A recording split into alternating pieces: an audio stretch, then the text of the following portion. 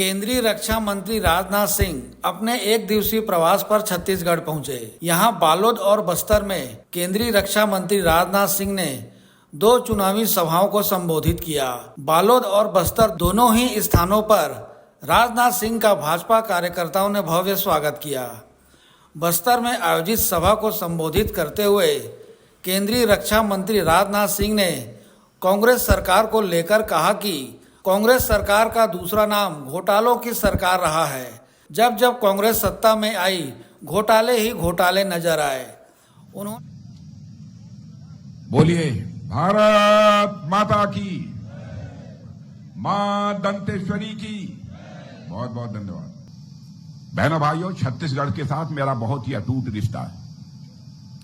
छत्तीसगढ़ जब राज्य बना था और पहली बार जब यहां विधानसभा का चुनाव हुआ था, तो उस समय पार्टी की तरफ से, केंद्र की तरफ से प्रभारी बनकर मैं यहां आया था। और उस समय हालात कुछ ऐसे थे कि लोग यह कहते थे कि यहां पर भाजपा की सरकार बिल्कुल नहीं बनेगी, कांग्रेस की सरकार ही आएगी। लेकिन हालात बदलते चले गए।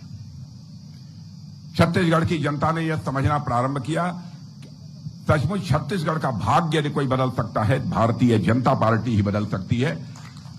और लोगों ने स्पष्ट बहुमत के साथ छत्तीसगढ़ में भारतीय जनता पार्टी की सरकार बनाई। 20 वर्षों का समय गुजर चुका है। 20 वर्षों में देखा जाए तो 15 वर्षों तक आप लोगों ने बराबर भारतीय जनता पार्टी की सरकार को छत्तीसगढ़ में बनाकर रखा है।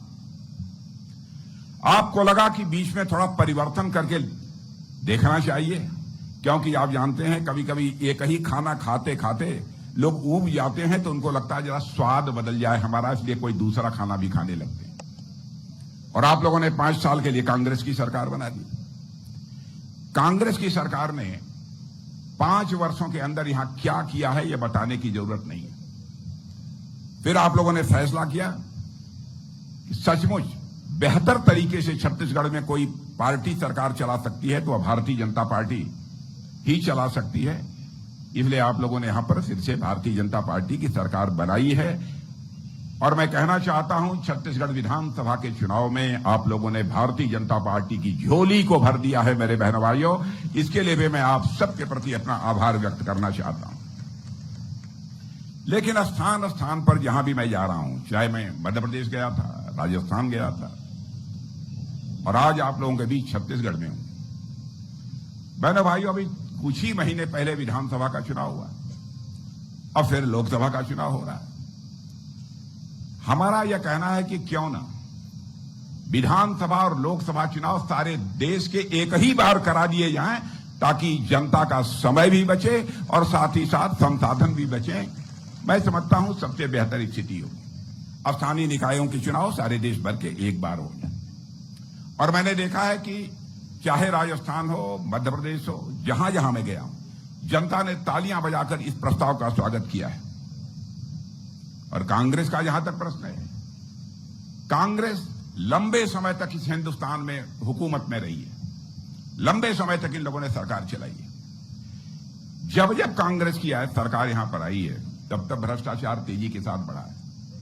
कभी जीप घोटाला, कभी कोई घोटाला, कभी राफेल घोटाला, कभी 2G घोटाला, कभी खाद घोटाला, घोटालों पर घोटाले। लोग ये कहने लगे थे उस समय कि कांग्रेस सरकार जब आती है तो घोटालों की बाढ़ आ जाती है। ऐसी सरकार थी। और आपने देख लिया प्रत्यक्ष अपनी आंखों से, इस छत्तीसगढ़ में आप लोगों ने एक बार कांग्रेस की सरकार बना दी, सब घोटाला तो अलग, यहां गोठान घोटाला हो गया, गोबर का घोटाला हो गया। बहनों भाइयों, ऐसी तो मैंने कभी कल्पना भी नहीं की थी। भैंस के चारे का घोटाला हो गया। अब बीजेपी सरकार आई है, विष्णुदेव जी साय हमारे इस छत्तीसगढ़ के मुख्यमंत्री बने हैं। और मुझे पक्का विश्वास है कि आप विष्णुदेव साय जी से अच्छी तरह परिचित हैं। बहुत ही सहज, बहुत ही सरल और काम करने वाले कहते नेता हैं शांतिपूर्ण तरीके से हमारे विष्णुदेव जी साय। और मैं पूरे पक्का विश्वास दिलाता हूं, दिल्ली में आप लोगों ने तीसरी बार फिर से मोदी जी की सरकार बना दी और यहां पर विष्णुदेव जी की साय के नेतृत्व में भाजपा की सरकार बना दी है। तो बहनों भाइयों, आप देखिएगा छत्तीसगढ़ का विकास कितनी तेजी के साथ होता है। और मैं दावे के साथ कह सकता हूं, यदि हमारा भारत यदि तेजी के साथ बढ़ रहा है और विकास की ऊंचाइयों को हासिल कर रहा है, तो इस भारत को विकास की ऊंचाइयों के तक पहुंचाने में हमारे छत्तीसगढ़ का भी बहुत बड़ा योगदान होगा। ऐसा मेरा पक्का विश्वास है, पक्का भरोसा है। हमारे प्रधानमंत्री का संकल्प है कि हम विकसित भारत बनाना चाहते हैं, ऐसा भारत जिसमें कोई गरीब शेष न बचे। कोई काम करना चाहता है तो उसे काम करने का अवसर मिल जाए, किसी को किसी भी प्रकार की जलालत और मुसीबत न झेलनी पड़े। एक ऐसे भारत का निर्माण करना चाहते हैं। और मेरे बहनों भाइयों, सचमुच हमारे प्रधानमंत्री ने तो करिश्मा कर दिया, करिश्मा किया। पहले हमारा भारत दुनिया में गरीब देश माना जाता था। जो गरीब देश थे उनकी कतार में हमारा भारत खड़ा था। भारत पहले कुछ बोलता था तो भारत की बातों को लोग बहुत ध्यान से दुनिया में नहीं सुनते, लेकिन आज भारत की हैसियत इतनी बढ़ गई है, भारत का कद इतना बड़ा हो गया है कि आज दुनिया के मंचों से भारत यदि बोलता है तो सारी दुनिया कान खोलकर सुनती है कि भारत बोल क्या रहा है। यह भारत की हैसियत सारी दुनिया में बन गई है। और बहनों भाइयों, पहले कांग्रेस सरकार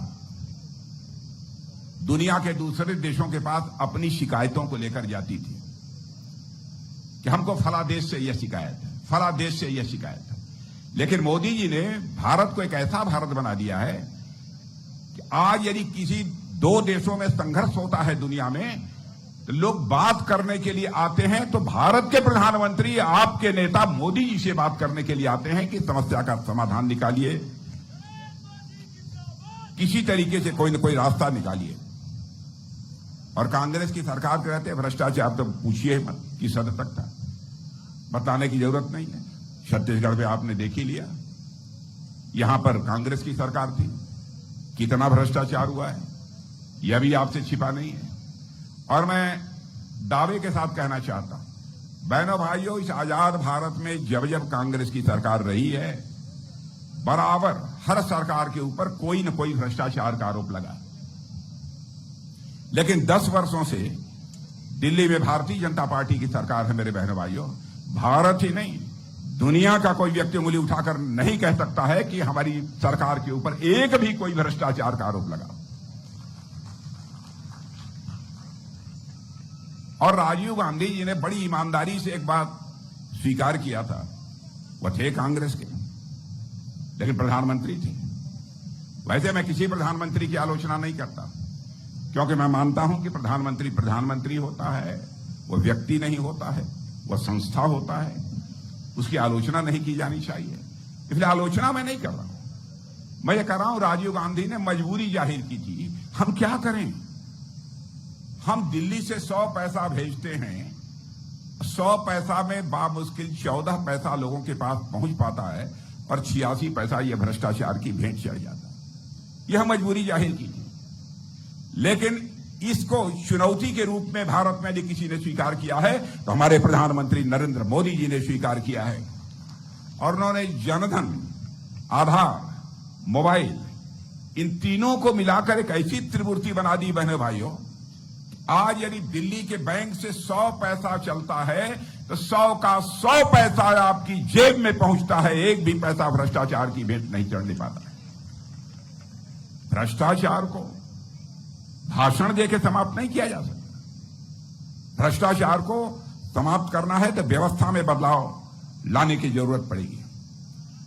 और मैं दावे के साथ कहता हूं, इस आजाद भारत में गरीबों की, पिछड़ों की, आदिवासियों की सर्वाधिक चिंता यदि किसी ने की है तो हमारे मोदी जी की सरकार ने की है। इसके पहले किसी ने इतनी चिंता नहीं की है। और हमारी अटल बिहारी वाजपेयी जी भारत के प्रधानमंत्री थे। आप लोगों को मालूम है आदिवासी के प्रति कितनी संवेदना उनके दिल में थी, कैसा भाव उनके दिल में था। उन्होंने कहा कि भाई आदिवासी समाज के लिए एक अलग से मंत्रालय ही बना देना चाहिए। आजाद भारत में पहली बार आदिवासी समाज के लिए अलग से मंत्रालय बनाने का काम यदि किसी ने किया था तो हमारे आदरणीय अटल बिहारी वाजपेयी ने किया था, वह भारतीय जनता पार्टी ने किया था, दूसरे ने नहीं किया था। और हमारे प्रधानमंत्री मोदी जी के आने के बाद पीएम जनमन, आदिवासी जनमन योजना जो प्रारंभ की गई है, आदिवासी समाज में भी जो सबसे पिछड़े हुए उनकी चिंता करने के लिए यह योजना प्रारंभ की गई। और मुझे याद है पहले जो वनोपज थे, वनों में जो चीजें पैदा होती थी उनकी जैसी उचित कीमत मिलनी चाहिए, हमारे लोगों को नहीं मिल पाती, हमारे आदिवासी भाइयों को नहीं मिल पाती। दिन भर पसीना बहाते थे, लेकिन उस पसीने की जो उनको कीमत मिलनी चाहिए थी वो नहीं मिल पाती थी। उसकी भी चिंता यदि किसी ने की है तो हमारे प्रधानमंत्री ने की है। और इतना ही नहीं, जो वनोपज हैं, वन में जो चीजें पैदा होती हैं, जंगलों से जो आप लोग निकालते हैं, महुआ हुआ, यह सब सारी चीजें, माड़ा वाड़ा, यह सब सारी चीजें, बहनों भाइयों, मैं दावे के साथ कहता हूं कि पहले से ज्यादा कीमत आपको इस समय प्राप्त हो रही होगी। कांग्रेस की हुकूमत में वह कीमत आपको प्राप्त नहीं हुई होगी जितनी की इस समय प्राप्त हो रही है। न्यूनतम समर्थन मूल्य एमएसपी भी पहले केवल 10 ऐसे वनोपज थे जिनकी मिलती थी, लेकिन हमारे प्रधानमंत्री मोदी जी ने कहा कि नहीं, वन में पैदा होने वाले 10 चीजों की ही कीमत नहीं मिलनी चाहिए, न्यूनतम समर्थन मूल्य नहीं मिलना चाहिए। उन्होंने उसको बढ़ाकर 10 से 90 कर दिया। 90 चीजें जो वनों में पैदा होती हैं उनका भी एक न्यूनतम समर्थन मूल्य प्राप्त होना चाहिए, यह हमारे प्रधानमंत्री जी ने की। आदिवासी समाज के लिए उनके मन में कितना प्यार है, कितना जज्बा है कि उन्होंने भगवान बिरसा मुंडा की चिंता पहले किसी ने नहीं की। भगवान बिरसा मुंडा की पहली बार जी किसी ने चिंता की तो हमारे भारत के प्रधानमंत्री मोदी जी ने चिंता की, बहनों भाइयों। और उन्होंने भगवान बिरसा मुंडा के जन्मदिन को जनजातीय गौरव दिवस के रूप में मनाने का उन्होंने फैसला किया।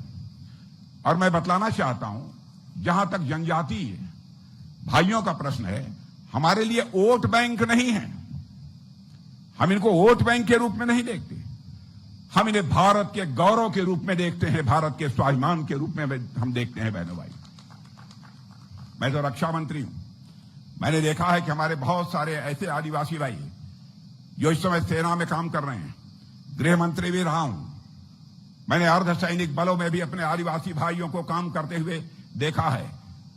जहां पर सचमुच मजबूत कलेजे की जरूरत होती है, साहस की जरूरत होती है, शौर्य की जरूरत होती है, पराक्रम की जरूरत होती है, तो हमारे आदिवासी भाई सीने का बटन खोलकर उसका मुकाबला करते हैं। मेरे बहनों भाइयों, यह ताकत हमने आदिवासी भाइयों के अंदर देखी है। और जहां तक छत्तीसगढ़ का प्रश्न है, छत्तीसगढ़ के प्रति हमारे प्रधानमंत्री कितने संवेदनशील हैं, कितनी चिंता करते हैं कि 35,000 करोड़ रुपए की योजनाओं का अभी हाल में ही उन्होंने लोकार्पण किया है और कुछ का शिलान्यास भी किया है। लेकिन कांग्रेस को क्या हो गया? कांग्रेस के गठबंधन के लोग, एक आरजेडी पार्टी है बिहार की, उसके नेता ने यह कह दिया हम लोग प्रधानमंत्री होंगे तो मोदी जी को जेल डालेंगे। बहन भाइयों, उनके नेता स्वयं जेल में गए, उनके नेता स्वयं जेल में, अब वो हमारे प्रधानमंत्री को जेल में डालेंगे। और जानते हैं कि उनकी सरकार बनने वाली नहीं है, केवल जनता की आंखों में धूल झोंक कर जनता का समर्थन हासिल करने की कोशिश कर रहे हैं। भारतीय जनता पार्टी कभी भी जनता की आंखों में धूल झोंक कर नहीं, बल्कि जनता की आंखों में आंख डालकर उनका समर्थन हासिल करती है। बहनों भाइयों, ये लोग जनता को केवल गुमराह करने की कोशिश करते हैं। नई नई क्रांतियां इस देश में लाने का काम हमारे प्रधानमंत्री ने किया है। आप सब लोग यहां बैठे हैं, मैं जानता हूं हमारे आदिवासी भाइयों के लगभग अधिकांश परिवारों में सबके हाथ में मोबाइल होगी, और मोबाइल के माध्यम से मैंने अपने आदिवासियों भाइयों को स्वयं ही देखा है यह करते हुए कि उसी से बैंक से पैसा निकालते हैं और उसी से बैंक में पैसा जमा करते हैं। इसको अंग्रेजी में डिजिटल ट्रांजैक्शन बोलते हैं। पहले लोगों को बैंक जाना पड़ता था पैसा निकालने के लिए, पैसा रखने के लिए बैंक में जाना पड़ता था, लेकिन मोदी जी ने एक ऐसा सिस्टम बना दिया कि आप घर बैठे बैठे बैंक से पैसा भी निकाल सकते हैं, बैंक में पैसा भी जमा करना चाहते हैं तो बैंक में आप पैसा भी जमा कर सकते हैं। और आपको जानकर खुशी होगी कि भारत जो दुनिया का पहले पिछड़े देशों में खड़ा हुआ देश माना जाता था, बहनों भाइयों, आज भारत में मोबाइल के माध्यम से, यानी डिजिटल ट्रांजैक्शन उसे बोलते हैं, इसके माध्यम से दुनिया में जितना डिजिटल ट्रांजैक्शन हो रहा है उसका 46% डिजिटल ट्रांजैक्शन यदि कहीं हो रहा है तो हमारे और आपके देश भारत में हो रहा है। मेरे बहने भाइयों, यह है हैसियत हमारी भारत की। और आप लोगों ने यह भी देखा होगा, जब जब चुनाव आया है, यह कांग्रेस के लोग घोषणा पत्र जारी करते हैं।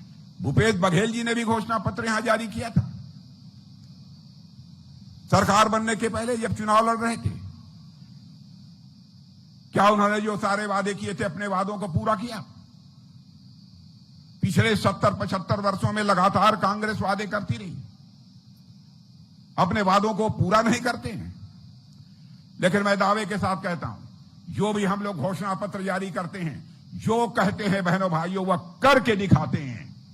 यह है हमारी पार्टी का चरित्र। मैं आपको याद दिलाना चाहता हूं, जब 2014 में घोषणा पत्र जारी हुआ था तो हम लोगों ने कहा था हम आएंगे, अयोध्या की धरती पर भव्य राम का मंदिर बनाएंगे। तो उस समय लोग कहते थे हां आएंगे, मंदिर बनाएंगे, लेकिन तारीख नहीं बताएंगे,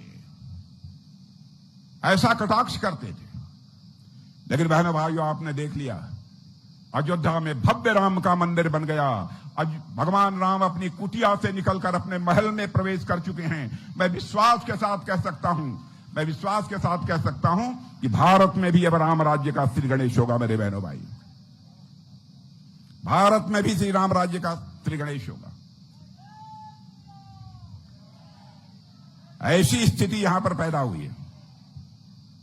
और हमको तो इस बार चुनाव में लगता है, छत्तीसगढ़ के चुनाव में, ये दोनों कांग्रेस, ये चुनाव तो ठीक तरीके से निपट जाएगा, लेकिन इसी चुनाव में मुझे लगता है कांग्रेस भी निपट जाएगी।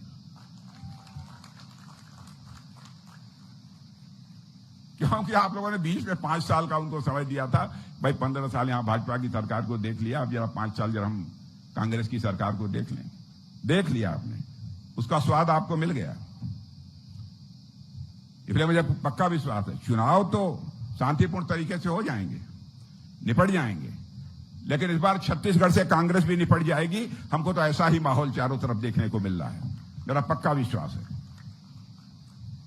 और मैं तो कह रहा हूं कि छत्तीसगढ़ इस समय बोल रहा है, आमचो सरकार, आमचो मोदी, आमचो भाजपा, यह हर छत्तीसगढ़िया की आवाज है। मेरे बहनों भाई, मैं ऐसा मानता हूं।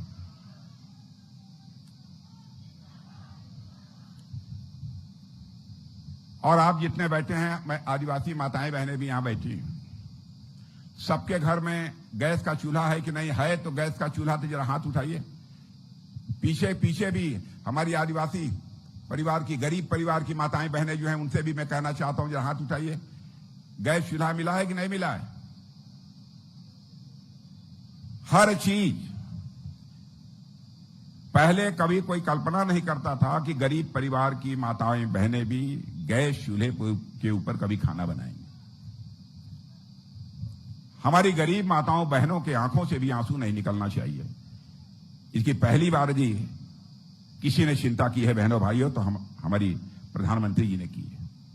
लोग कच्चे घरों में रहते थे, झोपड़ियों में रहते थे।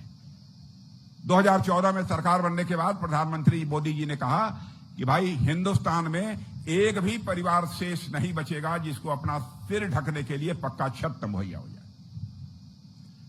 अब पता नहीं 5 साल यहां पर कांग्रेस की सरकार थी, उसने इस योजना को लागू होने दिया कि नहीं होने दिया? लेकिन नहीं लागू होने दिया तो सुन लेना आप, अब विष्णुदेव जी की सरकार आ गई है, भारतीय जनता पार्टी की सरकार। जिनको पक्का मकान नहीं मिला है, पक्की छत नहीं मिली है, उनको 3 साल के अंदर ही पक्का छत मिलकर रहेगा, पक्का मकान मिलकर रहेगा। बहनों भाइयों, मैं आपको विश्वास दिलाता हूं, यह बतलाइए कि आप लोगों के घरों में नल से पानी आता है कि दूर दराज कहीं दूसरी जगह जाकर आप घड़े पर घड़ा भर कर पानी लेकर तब आते हैं, अपनी पानी की आवश्यकताओं को पूरा करते हैं? घर में नहीं है ना?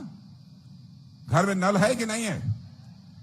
बतलाइए कितने लोगों के घर में नल है? जरा हाथ उठाइए तो। वाह, इतने लोगों के घर में है। शायद यदि 5 साल तक हमारी छत्तीसगढ़ में कांग्रेस की सरकार न रही होती, भाजपा की सरकार रहती, बहनों भाइयों, तो मैं दावे के साथ कह सकता था 100% सबके घरों में जो है पानी नल के माध्यम से पहुंच गया होता। लेकिन कांग्रेस सोचती क्या थी? अरे भाई, मोदी जी की योजना है, मोदी जी की योजनाओं को मैं लागू कर दूंगा, कहीं बाद में लोगों को मालूम होगा कि यह सब सारा काम मोदी जी ने किया है, तो सारा का सारा वोट या मोदी जी को मिल जाएगा। इसी डर के मारे मोदी जी ने जो जो योजनाएं प्रारंभ की, बहनों भाइयों, उन सब सारी योजनाओं को इन्होंने प्रभावी तरीके से लागू नहीं होने दिया। यह हालत है इनकी। अब इसी कांग्रेस की सारे देश में हालत यह होती जा रही है कि मुझे लगता है कुछ समय के बाद लोग पूछेंगे एक दूसरे से, 2024 के चुनाव के बाद कांग्रेस का नाम लेंगे तो 10-5 साल के बाद बच्चे पूछेंगे कौन कांग्रेस, कौन कांग्रेस। जैसे हमारे देश और दुनिया से डायनासोर लुप्त होता जा रहा है, वैसे ही भारत की राजनीति से कांग्रेस लुप्त होती जा रही है, बहनों भाई। यह हालत इन लोगों की हो गई है। और भारत की ताकत तो निरंतर बढ़ती जा रही है। कभी कभी हिंदू मुसलमान का आरोप लगा देते हैं मोदी जी के ऊपर, भेदभाव करते हैं। बहनों भाइयों, आपको जानकर आश्चर्य होगा कि दुनिया के अरब के 5 देशों ने हमारे मोदी जी को 5 देशों ने, अरब के मुस्लिम देश है, अपने यहां का सबसे बड़ा सम्मान से किसी को दिया है तो हमारे और आपके प्रधानमंत्री मोदी जी को वह सम्मान देने का काम किया। यह है भारत की हैसियत। और हमारे नौसेना के कुछ पूर्व अधिकारी कतर में काम करते थे। दुनिया का दूसरा देश है कतर, उसका नाम सुना होगा आप लोगों ने। किसी कंपनी में काम करते थे। किसी मामले में वहां की सरकार ने उनको वहां की अदालत ने फांसी की सजा दे दी। जब हमारे प्रधानमंत्री को मालूम हुआ तो हमारे प्रधानमंत्री ने चटपट देर नहीं की और उन्होंने कतर के राष्ट्रपति को टेलीफोन मिलाकर बात किया कि हमारे देश के नागरिक, हमारे देश के नेवी के रिटायर्ड ऑफिसर जो वहां काम करते थे, उनको फांसी की सजा हो गई। तो बहनों भाइयों, भारत का प्रभाव देखिए दुनिया में, प्रधानमंत्री का प्रभाव देखिए कि वहां के राष्ट्रपति ने हमारे उन पूर्व अधिकारियों को जिनको फांसी की सजा हो गई थी, उन्हें चटपट उनकी फांसी की सजा माफ कर दी और वहां की जेलों से निकलकर वह भारत आ गए। यह है भारत की हैसियत, यह है भारत की ताकत। कांग्रेस निरंतर कमजोर होती जा रही है। यहां पर टीवी देखते हैं आप लोग कि नहीं देखते हैं? टीवी देखते हैं? टीवी में बिग बॉस का शो आता है, देखते हैं कि नहीं? बिग बॉस का शो कितने लोगों ने देखा है? पीछे के लोगों ने बिग बॉस का शो देखा है कि नहीं? नहीं देखा होगा यार। कांग्रेस की हालत यही हो रही है इस समय। यह बिग बॉस का घर बनी हुई है कांग्रेस। एक दूसरे के कपड़े फाड़ रहे हैं, एक दूसरे के कपड़े फाड़ रहे हैं। बड़ी संख्या में लोग कांग्रेस पार्टी छोड़कर भारतीय जनता पार्टी की सदस्यता स्वीकार कर रहे हैं मेरे बहनों भाई, बड़ी संख्या में। और भारत की बढ़ती ताकत के कारण सारी दुनिया भारत की सराहना कर रही है। दुनिया में कहीं आज तक ऐसा नहीं हुआ कि 10 वर्षों में 25 करोड़ लोग गरीबी की रेखा से बाहर हो जाए, यानी गरीबी की संकट से उनको छुटकारा मिल जाए। पहली बार दुनिया में किसी देश पे हुआ है तो केवल और केवल भारत में हुआ है बहनों भाई। इसीलिए मैं कहना चाहता हूं, कांग्रेस तो अब जंग लगा हुआ लोहा हो गया। जंग लगा हुआ लोहा है कांग्रेस इस समय। इसलिए मैं आप सबसे अपील करना चाहता हूं कि भारतीय जनता पार्टी को भारी मतों से आप विजय दिलाइए। अभी आपके प्रत्याशी महेश कश्यप को मैं सुन रहा था। बहनों भाइयों, महेश कश्यप को मैं सुन रहा था और महेश कश्यप के चेहरे की ओर भी मैं देख रहा था। महेश कश्यप के अंदर गजब की चिनगारी हमको देखने को मिली है, गजब की चिनगारी देखने को मिली।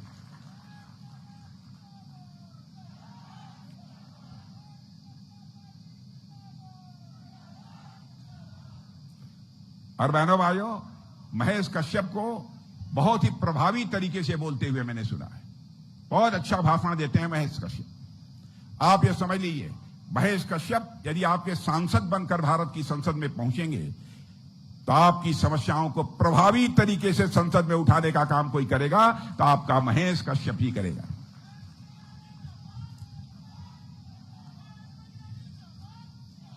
इसलिए बहनों भाइयों, मैं आप सभी से अपील करना चाहता हूं कि आप सभी महेश कश्यप को कमल के फूल का बटन दबाकर भारी मतों से विजय दिलाएं और उन्हें भारत की संसद में भेजें, यही अपील करते हुए और आप सबको धन्यवाद देते हुए अपना निवेदन समाप्त करता हूं। आप सबको बहुत बहुत धन्यवाद।